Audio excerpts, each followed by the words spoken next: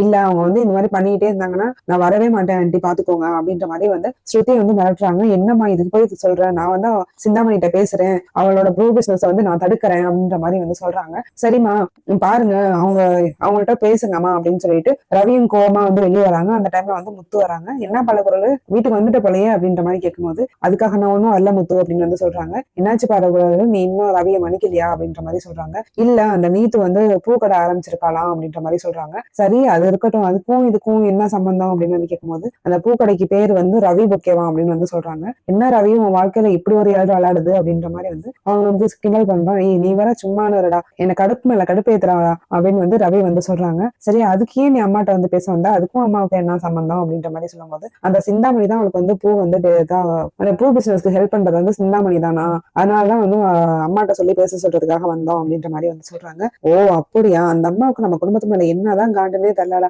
ஒண்ணுமில்ல, ஒண்ணு வந்து நம்ம குடும்பத்துக்கு வச்சு செஞ்சுட்டு இருக்கு. ஆனா இவங்க அம்மாவுக்கு இதுவும் தெரிய மாட்டேங்குது. சரிதான் சரிதான் போயிட்டே இருக்காரோ, என்னைக்காச்சும் ஒரு நாள் வசமா சிக்க போறாங்க, கூண்டோட கைலாசம் கூட்டிட்டு போகுது அந்த அம்மா அப்படின்ற மாதிரி வந்து எல்லாரையும் சேர்த்து சேர்த்து பேசிட்டு இருக்காங்க.